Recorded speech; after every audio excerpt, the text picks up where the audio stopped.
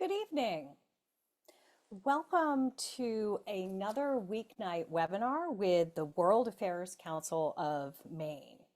We are privileged to be speaking this evening with Josh Paul, who is currently a visiting professor at Grinnell College in Iowa and a non-resident fellow with the Dawn Foundation, Democracy for the Arab World Now.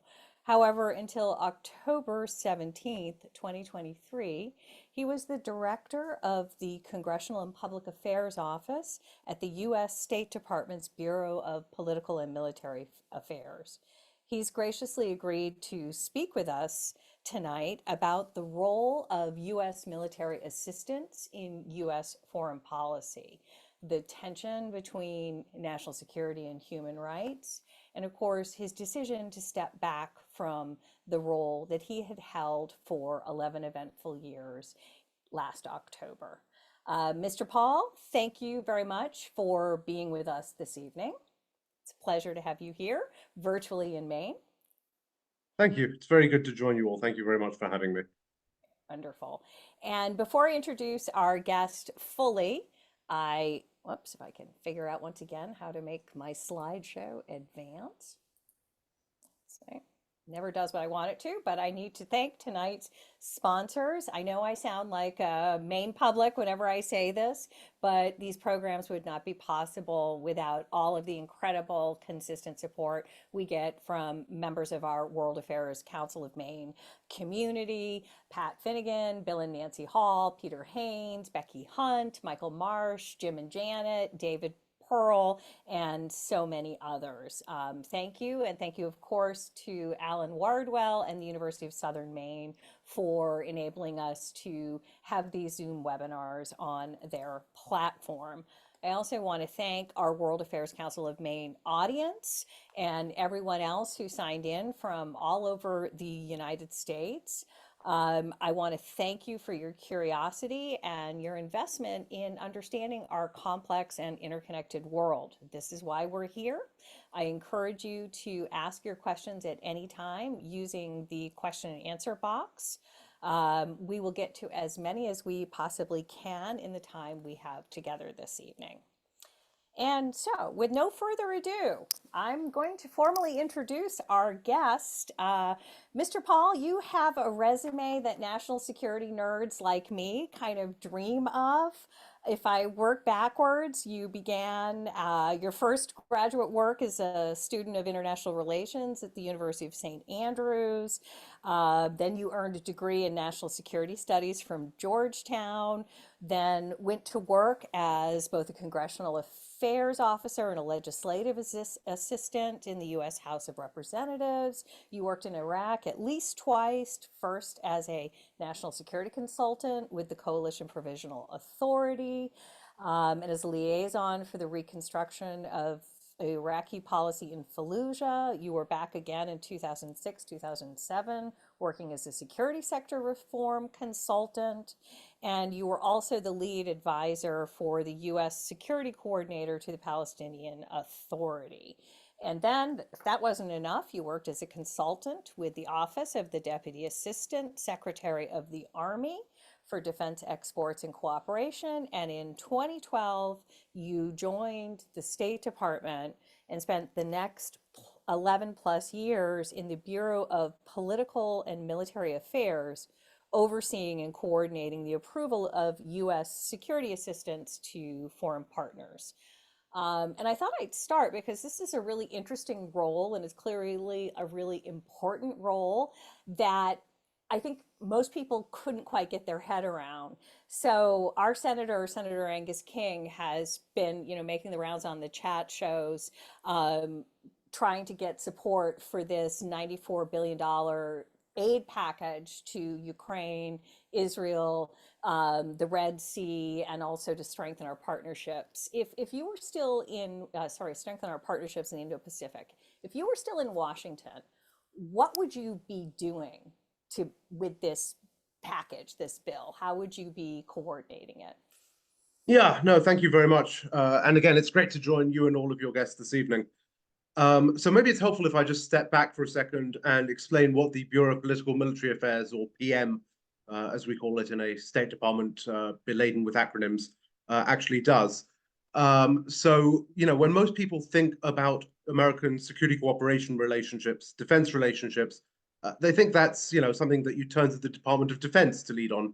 But actually, the way we're structured, it is led out of the Department of State because it is ultimately a function of diplomacy. It is a function of our relationships with other countries, and it has significant foreign policy implications. So, amongst the many things actually that the State Department Bureau of Political Military Affairs does, is that we manage the U.S. government's flagship security assistance programs. This is taxpayer-funded grant military assistance that we provide to countries around the world, regularly to the tune of about $6.1 billion a year. Although in the past few years, with the context of Ukraine, it has been significantly higher. And in that bureau as well, we also manage securities arms transfers. So whether those are through government to government sales of significant military equipment or commercial licensing, PM has nested within it an office called the Directorate of Defense Trade Controls, which is actually a regulatory agency for the defense exporting industry, which registers about 5,000 companies a year engaged in this business, and which authorizes about $150 billion and change of defense exports on an annual basis. So my role within the Bureau was heading up the Office of Congressional and Public Affairs. What that meant is several things that are relevant to your question about the supplemental request that is currently before Congress. One is that, I was my job was to be the lead advisor to the Assistant Secretary and to the Undersecretary on, congressional issues relating to political military affairs. So political advisor, if you will, in that sense. Also, I was responsible for essentially getting congressional support for the appropriations, which of course provide this grant assistance, including the supplemental, which I'll touch on in a second. And also, Congress has a role in the arms transfer process. All major arms sales need to be notified to Congress, and there is a complex and in-depth, behind-the-scenes and formal process that we go through there to get congressional acquiescence to our major defense sales. And so, part of my job was advocating for those, and as part of that process, I was also in the approval chain for all major arms exports, all major arms sales. And that's, I think, what led directly to, at least in part of my departure, was that I was very much hands-on in arms transfers and security assistance. When it comes to the supplemental request that is currently before Congress, so before leaving the department in mid-October, I was actually part of the team that was responsible for putting it together. And so, this is something that we do on an extraordinary basis. We had already been working on, let's be clear, in the context of Ukraine, where the need was and remains very great for US military assistance, I believe. And then, in the wake of October 7th, sort of started piling together responses or what we could do in the context of Israel. It was interesting because the debate within the administration at that time, essentially there was a call coming from the White House of what more can we do for Israel? What authorities do we need? What funding do we need? And the initial response from the State Department, from myself and from others working on this, were thanks, but we're good. We don't need any new authorities. We have all the authorities we could ever need. And of course, referring back to that $6.1 billion a year in global military assistance, Israel already gets $3.3 billion of it, or more than half. But the White House, of course, came back and said, no, we must do more. So if I was still in the job today, I would be up there on the Hill, participating in briefings, particularly for the appropriations committees who have jurisdiction over supplemental funding, making the case for why the US should be spending all this taxpayer funding on, this is Israel, Ukraine, and Taiwan. And, in the wake of hopefully, as I would have seen it, a passage of that funding, would be then going back to Congress on a pretty regular basis, first of all, to inform them of how we were spending it when required. When not required, of course, we'll do as little informing as we can. And then, of course, there will be arms sales that flow from this. There is $4 billion in foreign military financing for Israel in this package, and that will fund a series of arms transfers. So, and each of those will require notification to Congress, most likely. So, in addition to trying to push through this package, making the national security case on the Hill, I would also then be, very deeply involved in convincing Congress of why, certain arms transfers to Israel were needed. I have to say, I don't think it would be a very hard job. Congress does not need much convincing these days when it comes to security assistance and arms transfers to Israel.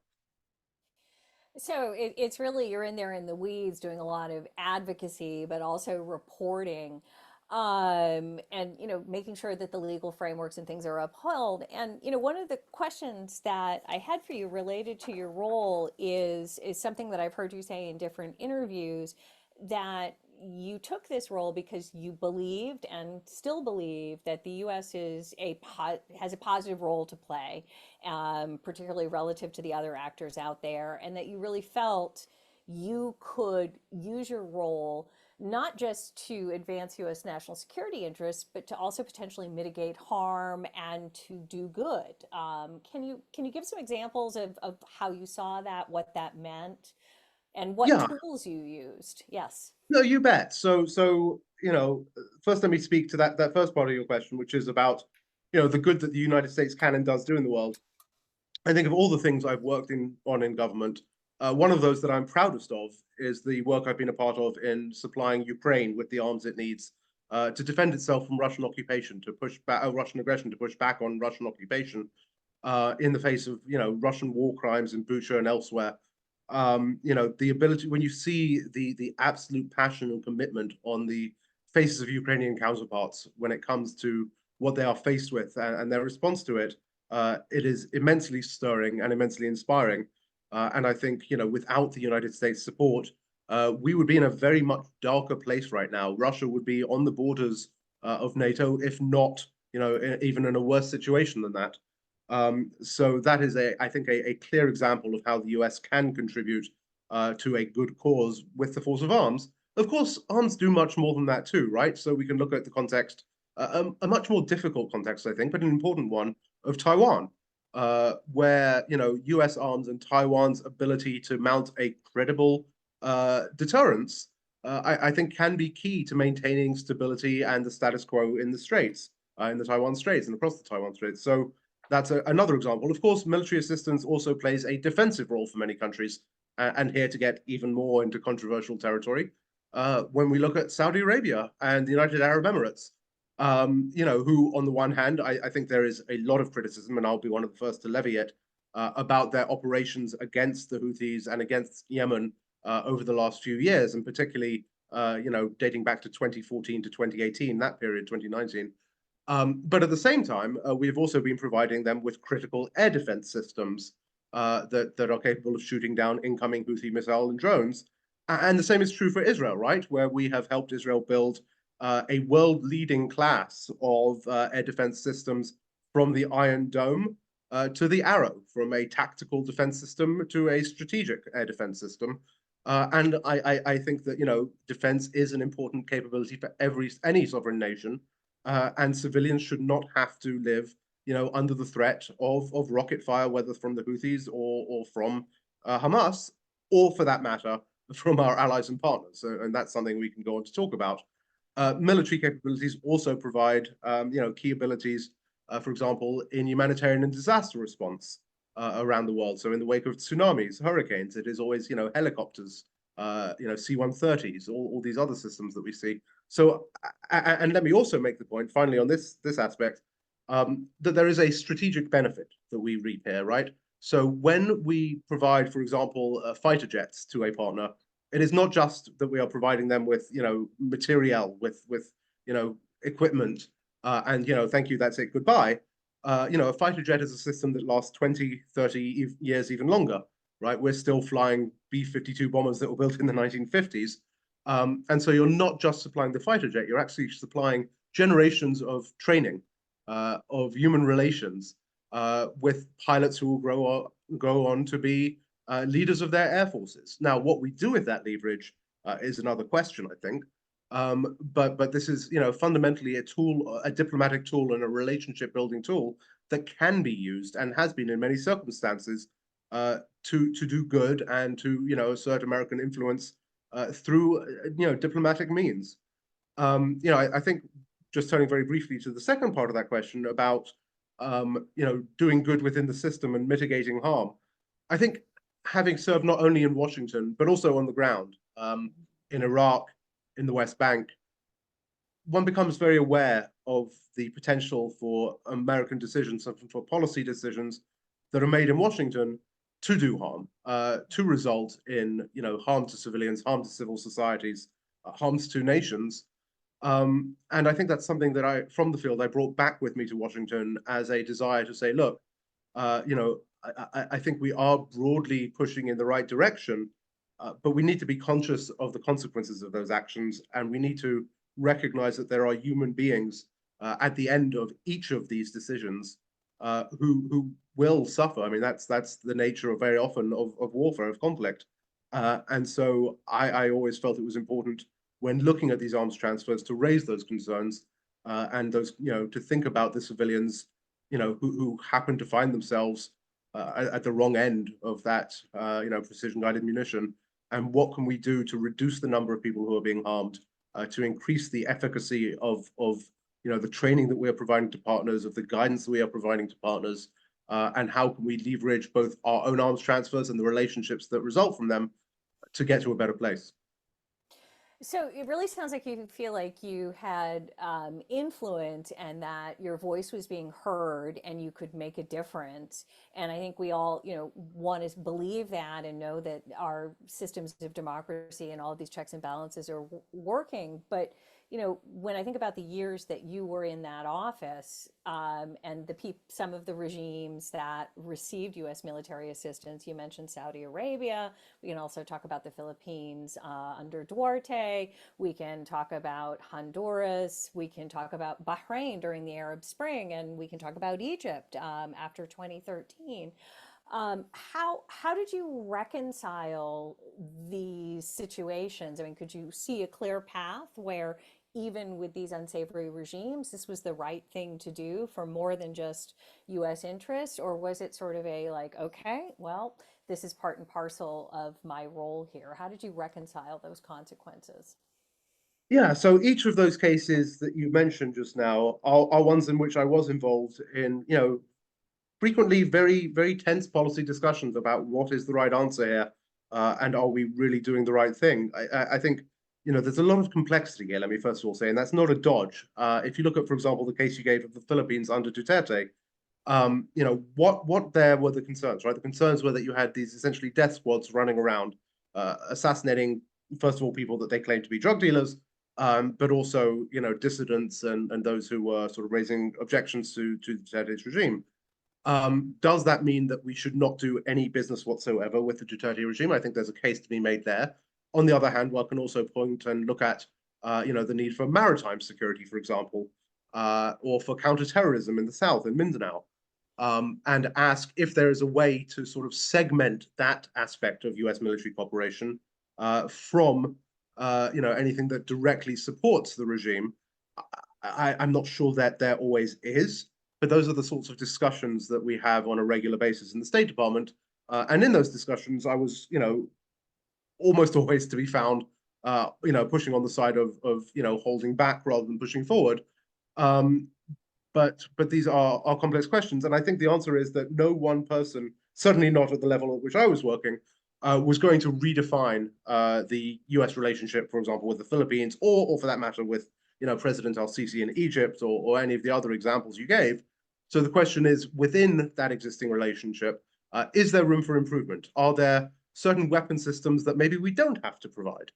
If we do, are there certain units maybe we don't have to provide them to? And so on and so forth? Or are there, in providing them, certain assurances or other forms of steps we can obtain from those countries that will provide some reasonable and reliable, guarantee that they won't be used, to commit human rights violations? So I think, if you're not there making those proposals, if you're not there making those suggestions, following up on them, building communities of stakeholders around them, they don't happen, and it's not like the US won't push forward with these projects anyway. So I think that's how I would sort of frame that piece. Did you lose battles? I mean, were there cases? I mean, again, thinking about Saudi Arabia, thinking about Egypt, were there cases where you're like, okay, this I don't like where this is gonna go. Yeah, of course. Yeah, I think, look, there's no way to serve for, 11 or 12 years, let alone, more or less, uh, in the State Department and dealing with arms transfers and to find yourself agreeing with every single decision that is made. Uh, and by the way, when we talk about arms transfers decisions, we're talking about 30,000 decisions a year. right. So of course, there were many instances where I disagreed with the ultimate outcome, but again, had always felt that I was contributing to that ultimate outcome being a little bit less bad than it could have otherwise been. And I cannot think of until 4 months ago any instances where there was something that I felt we were really doing the wrong thing, and I could not have any impact whatsoever on it. So again, I'm thinking about these regimes. I'm thinking about what you've said. Why was October 7th a bridge too far? Israel has just had this horrific attack. The relationship between the United States is solid. It goes back generations at this point. Um, We've also had prior cases where Israel has been heavy-handed in terms of its response to Hamas in the Gaza Strip, 2008, 2009, 2014. What was it about this particular incident where you said, all right, the complexities, I have to resign now? Yeah, no, I mean, let's be clear. I didn't resign because of October 7th. I resigned essentially because of October 8th, right? Right, And right, yeah. it was the Israeli response that began to unfold in those days, and it was 10 days later that I left. Um, that sort of led me to my red line. And what I saw was first of all an assault on Gaza of a scope and scale, and I knew instantly on October 7th that that was going to be the case. I think all of us who have been following Israeli-Palestinian peace or conflict issues for any amount of time knew that this was going to be a response from Israel that was massively, and I believe it has been disproportionate, result in massive civilian casualties. By the time I resigned, there were 2,500 people who had already been killed on the ground in Gaza. People say to me, why did you resign so early? And I said, I didn't know it was early. I didn't think we'd still be doing this 4 months later, but there were 2,500 people dead and no sign of any stopping. Part of it was, the fact that there was no space whatsoever within the administration to raise those sorts of concerns I've just been talking about. To say, hey, are there, systems maybe we shouldn't be providing, like dumb bombs? Like, are there units that we shouldn't be providing arms to? Like units that we know to be involved in gross violations of human rights, because we record these things.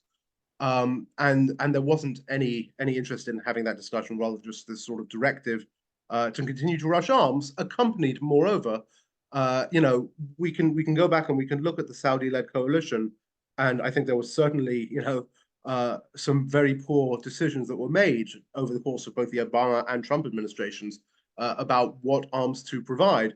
But at no point was either administration saying to the Saudis, barn doors are open, go for it. We've got your back 100%, no questions asked, no conditions, right? There's always at least a conversation in the background of, we don't think you're doing the right thing. We don't think you're going about this the right way. You need to pull back, or we will, look at consequences. And sometimes there really were consequences. Again, in the context of, Israel and Gaza in the last 4 months, that has not been a conversation to date. So I do want to talk about the difference between how Israel is treated in Congress based on what you're saying, and other cases. But I also want to step back a little bit and ask, I think, the most basic question: doesn't Israel have a right to defend itself in this situation? We have a commitment to support Israel. They've suffered the worst attack in probably going back to 1948, if not before, in terms of the scale.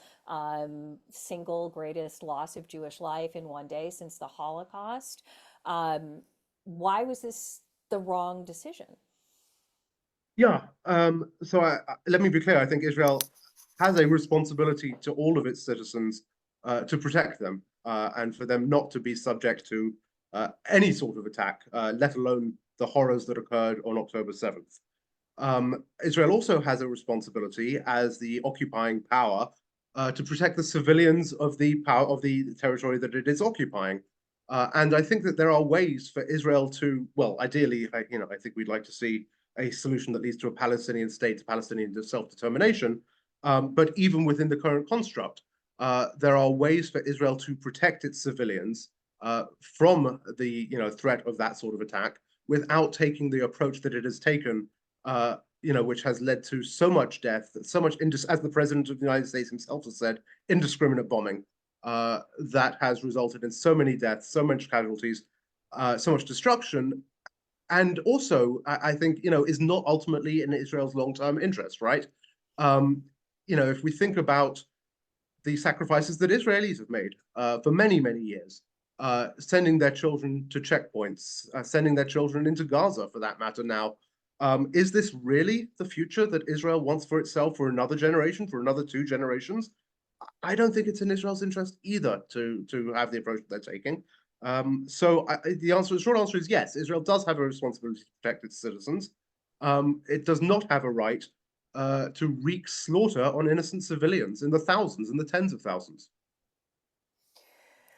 What about the argument that giving Israel at least public unconditional support and ensuring that not just the Israeli political leadership, but the Israeli military is assured that the United States has their back, that approach enables the United States to wield influence over Israel and in fact get them to exercise restraint and get them to sort of follow the US lead. Is there any credence to that line of reasoning? I mean, where is it? We've pulled them into this embrace, and in doing so, we've certainly pulled ourselves in towards them and made ourselves very visibly complicit in Israel's actions in Gaza. And what's it gotten us? Where is that Israeli restraint? Where is that Israeli, wiser thinking guided by American closed door advice? I haven't seen it. Have you? I mean, it's hard to say, and one of the things that I think is so important for us to think about is why why does the United States treat Israel so differently than its other partners? And part of the justification that is given is that we have this special relationship and we need it Yeah. to get them to do. But as you've said, and we can hear the president expressing his frustration even more publicly. So why? How do we explain that Israel has this unconditional support and is held to different standards than other countries when it comes to military assistance and what is done with those weapons? Yeah. I mean, first of all, I think it's important to point out that that is, relatively speaking, new, right? So the US relationship with Israel has developed and closened over time. Of course, Israel fought its 1948 War of Independence with weapons from the Soviet bloc, Czech weapons for the most part. It fought the 1967 war, not with American weapons, but with French and British weapons. By the time you get to even in 1982, as was bombarding Beirut during that conflict, President Reagan was able to pick up the phone 14 hours into the bombardment of Beirut and say, stop it, or we will fundamentally reevaluate our relationship with you. Um, it's unimaginable, and here we are 4 months into the war in Gaza at a much worse bombardment. Unimaginable President Biden picking up the phone even 4 months in, let alone 14 hours, to say the same thing. So I think it's important to note that it hasn't always been this way, and I don't believe it always will be this way. I think American interests do evolve. We've been in this hegemonic moment for the last 20 to 30 years, where we haven't really had a big picture threat. That's changing now. I believe we are losing relative power, not absolute power, but relative power to powers like China in particular. Um, and I think that will drive ultimately a change in how the US views Israel and relates to Israel. In the meantime, I think it's clear that we have some real problems at home in our own politics, where it is easier for any member of Congress to criticize the United States than it is for them to criticize Israel. When we have, you know, anyone receiving public money in a number of our states having to sign a pledge that they will, not be critical of Israel. They don't have to sign a pledge they're not going to be critical of America.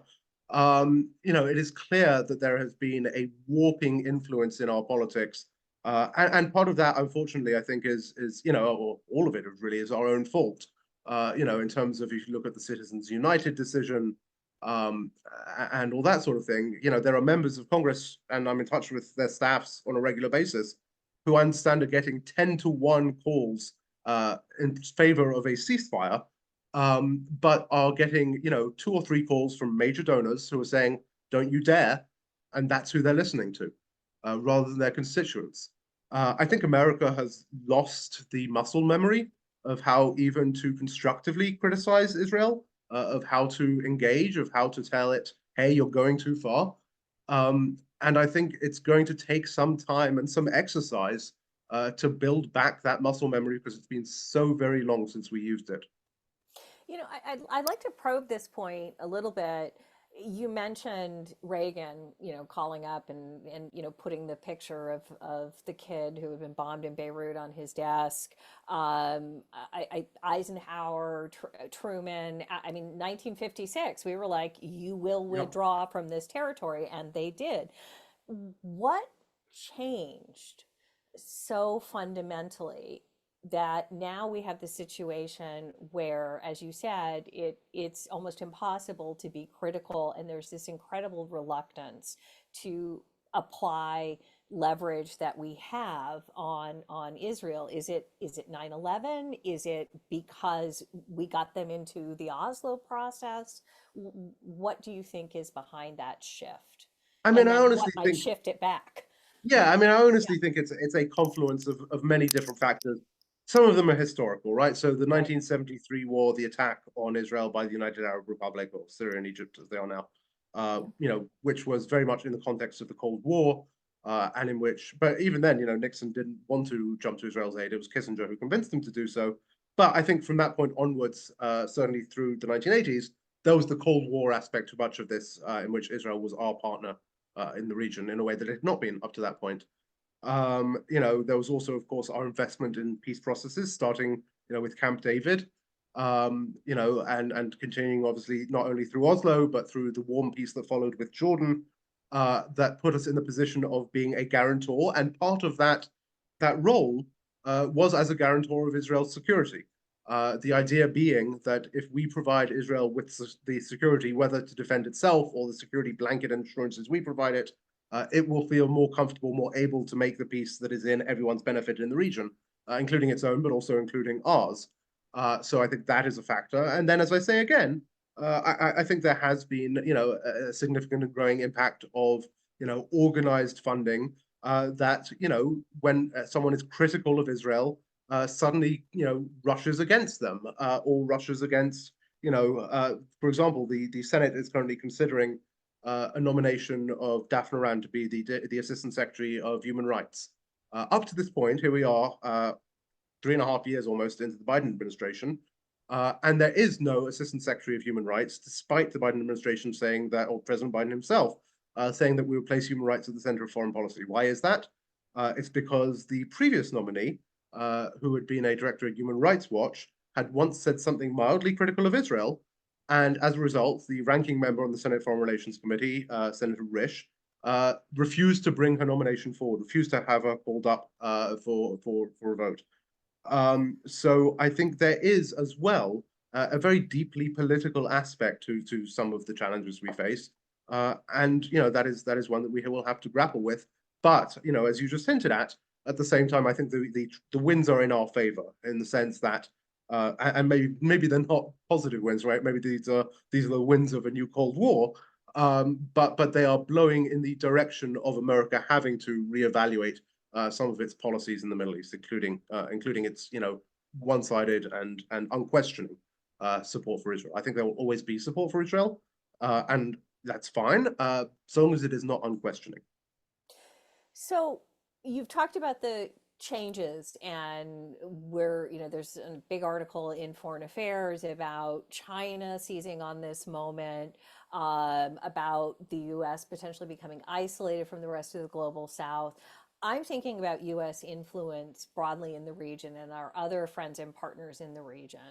We have a long, the most of the top recipients of US military aid are in the Middle East and they're Israel's Yes. neighbors, Egypt. I'm thinking particularly about Jordan. I mean, if there's a country in the Middle East that has stood by us through thick and thin, Yeah. even when it's created intense domestic pressure, that's been the Hashemite Kingdom of Jordan. And when you see His Majesty King Abdullah or Her Majesty Queen Rania talk right now, they are in agony over what's happening in Gaza. What are the potential implications for U.S. security and U.S. interests in the region because of this unconditional support for Israel right now, Well, so vis-a-vis some of the them we've all, yeah, I mean, some of them we've already seen, right, in terms right? of the risks of escalation coming out of Yemen, coming out of Syria, coming out of Iraq.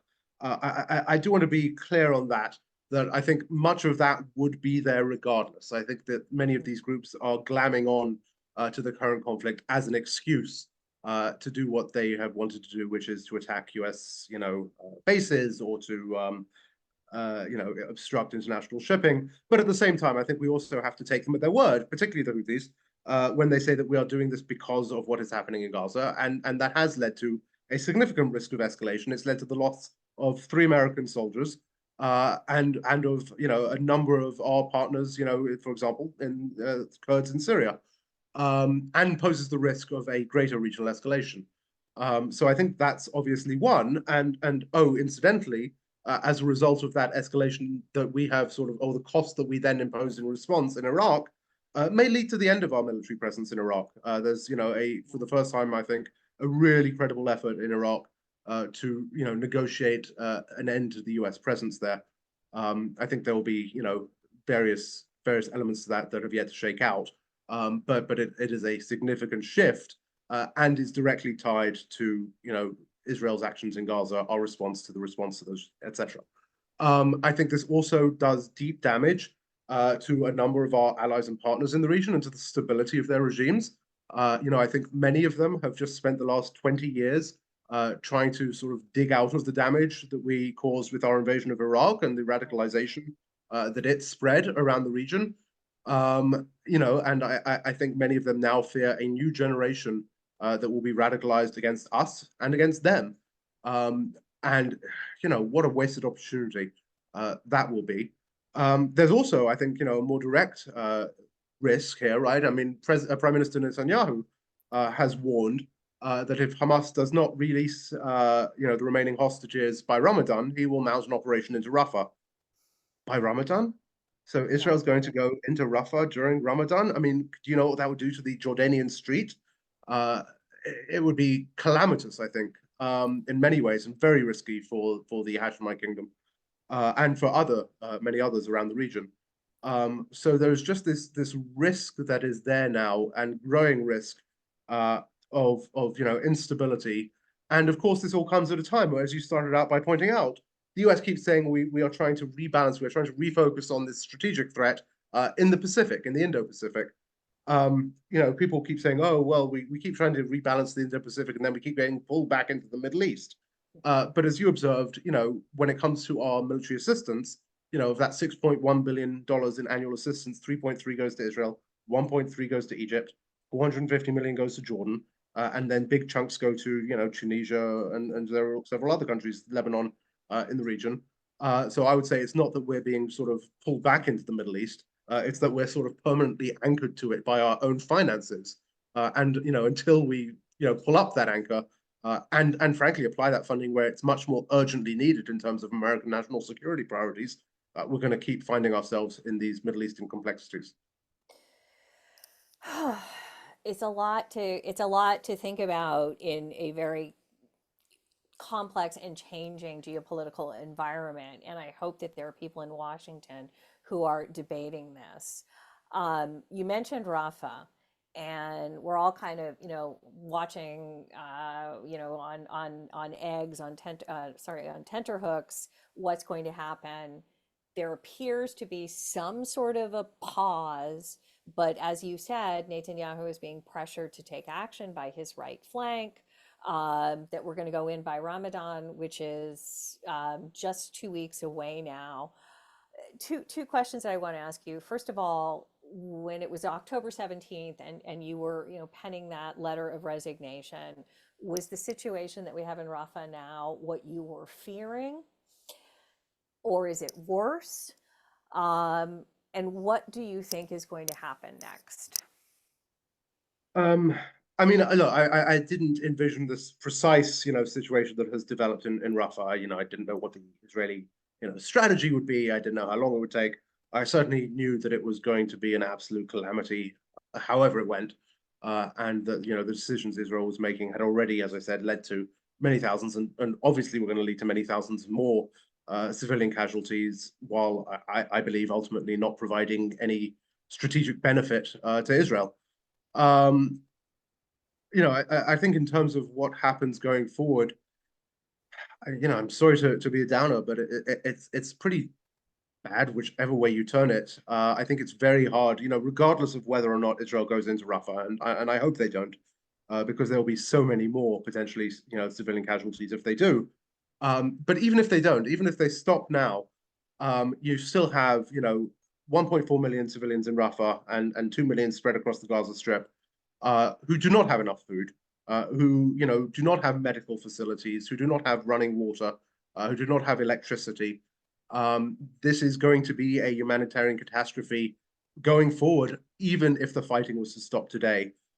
There is no indication that Israel is willing to let through anywhere near the amount of aid, let alone start rebuilding some of that infrastructure in a way that would sustain the pre-war population of Gaza. So I do think that regardless of what Israel does, a lot of people, unfortunately, are going to have to, to survive, are going to have to probably, get to Egypt, get to Sinai. I don't know what that does, for Egypt's own stability and security. But, the sustainability of the population of the Gaza Strip, at least for the foreseeable future, is very hard to imagine. In past conflicts, in past situations like this, we typically see post-conflict about a 10-to-1 ratio of civilians who are killed in conflict, that being the one, to civilians who die from starvation and disease post-conflict. So I'm deeply concerned about what we are going into in the rest of this year. So by that ratio, you're talking about potential fatalities upwards of 300,000? It's certainly possible. Okay, so on that note, I'm going to stop questioning and turn to our audience questions here because we've got a lot of questions in the queue. I want to start with two questions from Gordon, which I think are important. Hamas is the authority in Gaza. It has been, it came to power in a coup. I think it's important to point that out, but they were in control. They launched this attack, and now Hamas is hiding behind the people of Gaza. It's not stopping, it's not releasing the hostages. So, what do you suggest that Israel do to eliminate the threat posed by Hamas in this situation? Yeah, no, thank you. I think that is an important question. Let me start at the back end of that with your question of what can Israel do to eliminate the threat posed by Hamas. I think the answer there is, make peace with the Palestinians and, create, a Palestinian situation of right of self-determination, in which Palestinians can find a political solution to the desperation that they've been in under the occupation, both in Gaza and in the West Bank and in East Jerusalem for generations. The answer here at a strategic level, I'll come to the tactical level. The answer here at a strategic level is a proper, lasting political solution. That is the ultimate, answer here. At a tactical level, I think, look, yes, Hamas does use, Palestinian protected objects in some cases to hide behind. This is not a novel tactic by any means by guerrilla groups. I mean, for that matter, or by national groups. Israel has every ability to be much more precise in their targeting, first of all. So if you are going to, for example, if you decide that you need to assassinate a particular individual who you've identified, who happens to be standing in a refugee camp in Jabalia, do you really need to drop a 2,000-pound bomb on that camp, killing over 100 people alongside him in order to achieve that task. I think Israel has shown over its history an incredible capability to be very precise. In fact, even during this conflict in Beirut, when it wanted to, assassinate I believe it was Hezbollah operative, they were able to, take out the room in the apartment he was standing in and nothing else. Yeah. And certainly the United States is equally capable, as we've demonstrated in Baghdad just in the last couple of days or last couple of weeks. So I think that's one aspect to it. I'd also point out that the use of human shields is not a defense for striking those sorts of objects. This was actually, as I recall, a defense of Ratko Mladic in the Bosnian war trials in The Hague, or maybe it was Radovan Karadzic. No, Mladic. It was Mladic, who said, concerning the siege of Sarajevo, that, look, my enemy was hiding amongst the civilians. They were using human shields, and therefore I had no choice but to bomb these sites. That was found by the Special Tribunal at The Hague not to be a credible defense, and he is currently serving a lifetime in prison on charges of war crimes. So, with the trend of war crimes, we've got a question here from Kimberly Katz. It seems highly likely that Israel has violated U.S. laws on weapons usage, considering that its indiscriminate bombing have killed tens of thousands of Palestinian civilians, wrought all-out destruction on Palestinian civilian infrastructure, hospitals, schools. What mechanisms are in place to ensure accountability when U.S. laws specifically have been violated, and how can Americans trust the institutions when such egregious violations go unchecked? Yeah, thank you. I think that's a really important question, and unfortunately not one with a very straightforward answer. When it comes to the laws that apply to security assistance and arms exports, in many ways they are self-enforcing. There is no right of private action, or at least not one that the courts have yet permitted to go forward, although there are various efforts ongoing to try and do so. So, for example, it is illegal under US law, under US Code 2378-1, 22 USC 2378-1, to provide any sort of assistance, including military assistance, to a country that is obstructing the delivery of US-funded humanitarian assistance.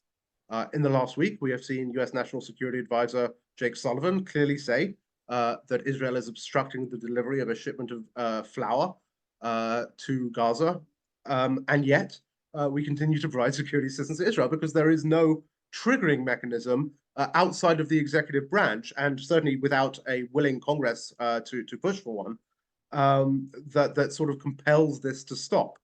The same is true with the use of arms transfers or U.S. origin weapons to commit war crimes, violations of human rights. Again, it is essentially up to, if the Department of Justice wants to bring charges, it can certainly do so. But I think it is ultimately, unfortunately, to international law that we must turn if we're looking to compel accountability on the part of the U.S. government, because I think the track record of accountability under domestic systems, when it comes to foreign policy writ large, and particularly to this area of it, is quite lacking. So, speaking of international law, we've got a question from James. Will Israeli political and military leaders and conscripts potentially find themselves in The Hague before the ICC or other international war crimes tribunals? And I'm going to attach this to a question from Jeffrey. Do you agree with South Africa's case of genocide before the International Court of Justice?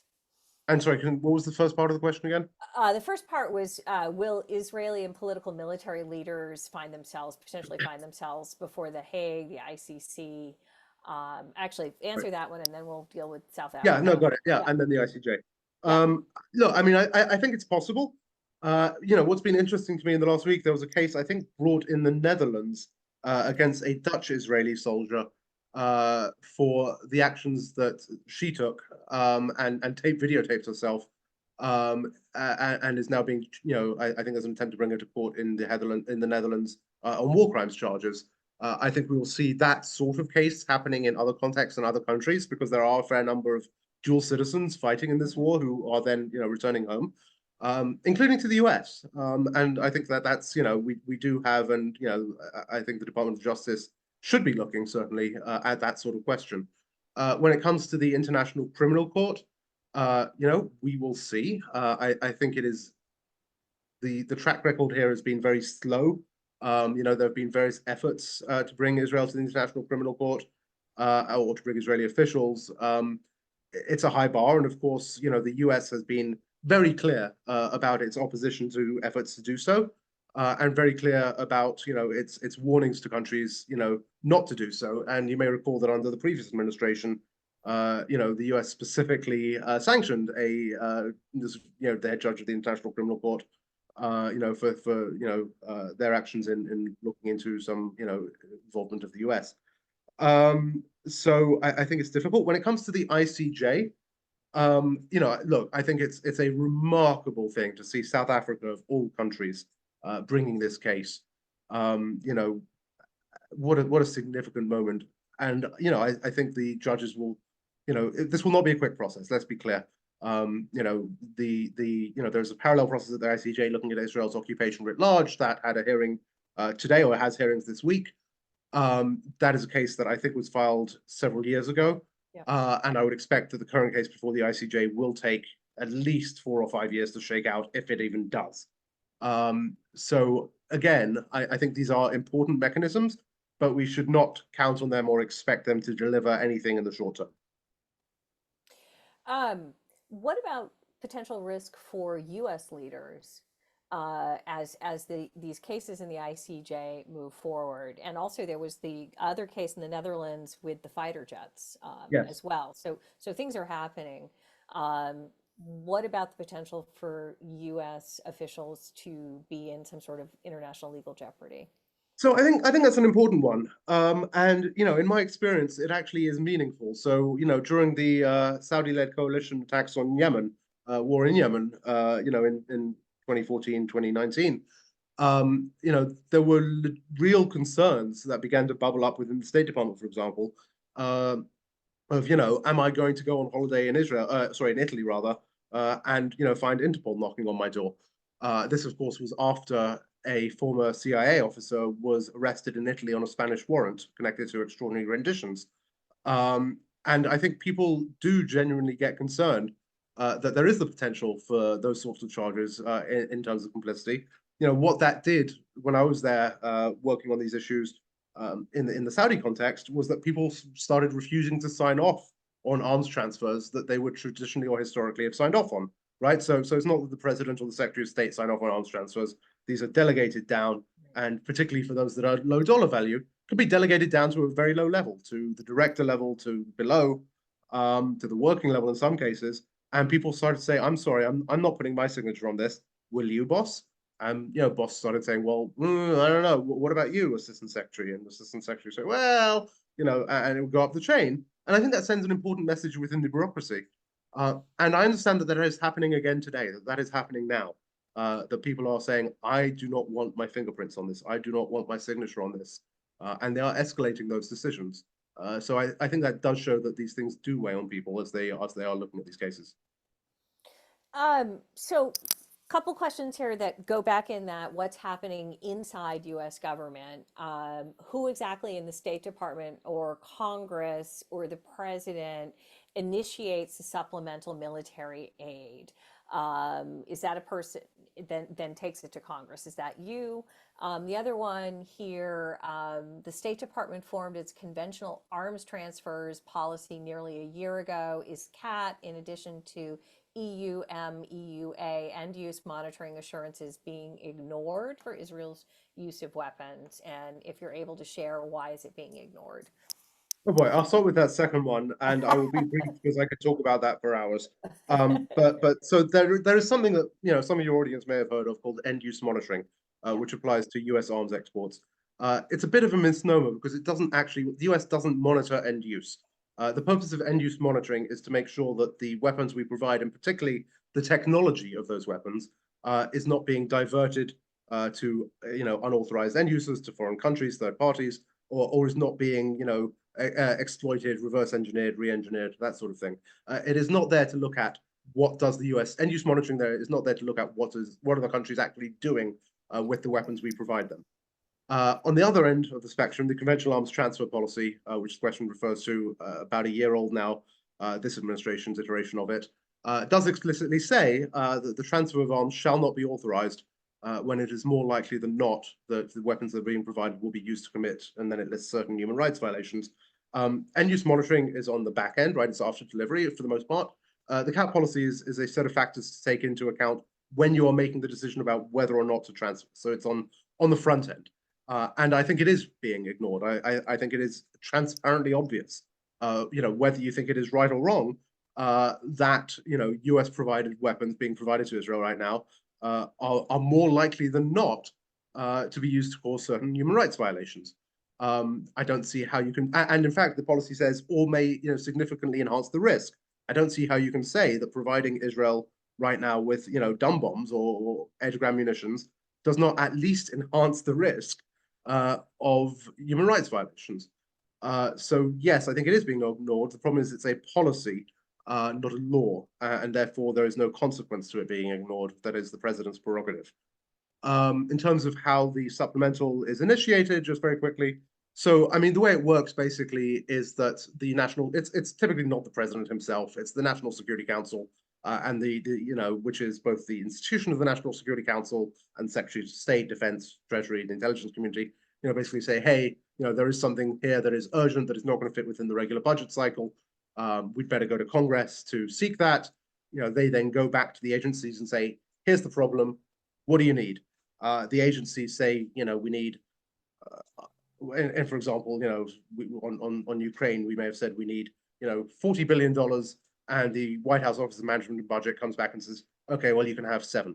And there's this back and forth in the interagency, but it's that sort of a process. So it's sort of commanded from the top down, but built from the bottom up.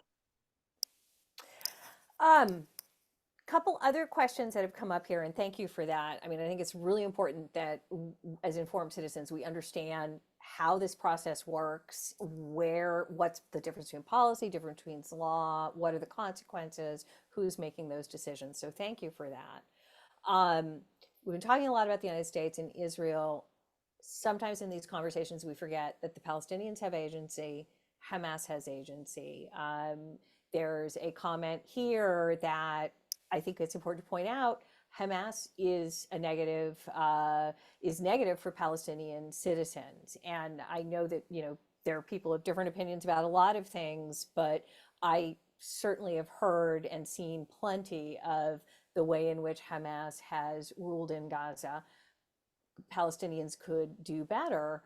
And then in a question to follow that I think is really important, if you served as the director of Gaza, what guidance would you offer to Palestinians on how they should act, how they should defend themselves against 75 years of occupation, continued imprisonment, all of these things? And I think it's an important question. The reason that we're having this scale is directly tied to the choices of how Hamas decided to press this question of ending the occupation. So Yeah. how would you advise the Palestinians in terms of defending themselves? I mean, let's remember one thing though. Hamas, defines itself essentially in opposition to 2 different poles, right? One of those poles is its resistance to Israel. The other is the Palestinian Authority. And the failure of the Oslo process and the failure of the PA to deliver security, justice, peace to the people, previously of both the West Bank and Gaza, now of just the West Bank. But a lot of the legitimacy that Hamas has built for itself, setting aside, and we'll come to that, the question of his actions, is based on the fact that it is providing a resistance that the Palestinians are not seeing anywhere else. Look, I think there is no question that attacks on civilians are prohibited under international law, are outrageous. That's obvious. At the same time, occupied entities, occupied people do have, under the Geneva Conventions, very clearly laid out right to resist occupation, right? As various entities have done during various occupations. So I think that, so the question of, is there a role for military struggle in the Palestinian context? Certainly I don't think it was a question, that there was a role for military struggle prior to the establishment of of Israel, right? The Stern Gang, Irgun, Haganah, these were all, military organizations, militias that in many cases conducted significant terrorist attacks. So I think that is a very difficult question. I'm not going to weigh in on what should Hamas do. Um, but I think we need to, again, in addressing this, understand that there is a political aspect here that is not going to be resolved by military force, neither by Hamas nor by Israel. What we need here again is to look at the underlying political challenge here, the occupation, the right of Palestinian self-determination, and the right of civilians everywhere in the Middle East, whether they are on kibbutzes, whether they are, in Gaza, whether they are in Jenin, to live in peace.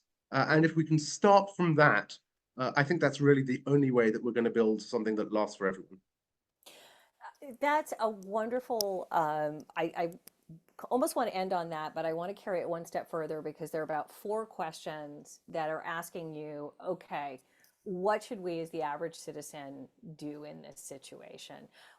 How can we be proactive? How can we help?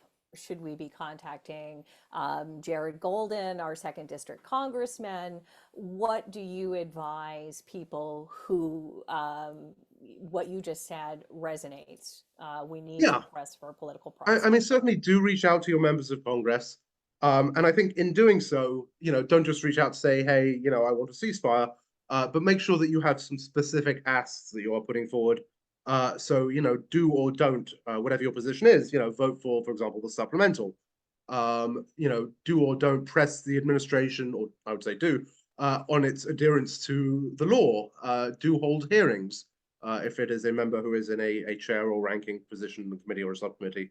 Um, so I think that's important. I think, certainly raising the profile of this issue, including through local press, right? Politicians read their local press and understanding that they have a community that is concerned about these issues is very important. And you're not always going to reach them by calling up their office. I mean, you will certainly leave a voicemail and they'll be counted. But I think demonstrating presence is very important. And then I think most important of all is organizing. No one voice is going to persuade America to change its course on this. It is going to take many, many, many of us, and it's going to take many, many, many of us working together. So I would say find other people who are like-minded, find what you can bring to the effort, to the coalition. Whether that is, your writing skills, your speaking skills, your tech skills, right? There's a need for, websites and coordination and social media. Um, but organize, I think, is the sort of the most important piece of this. Don't do this on your own, both because you'll be more effective, and also because we all need support. Well, I want to thank you very much for this conversation and for giving of your time. I really appreciate your candor.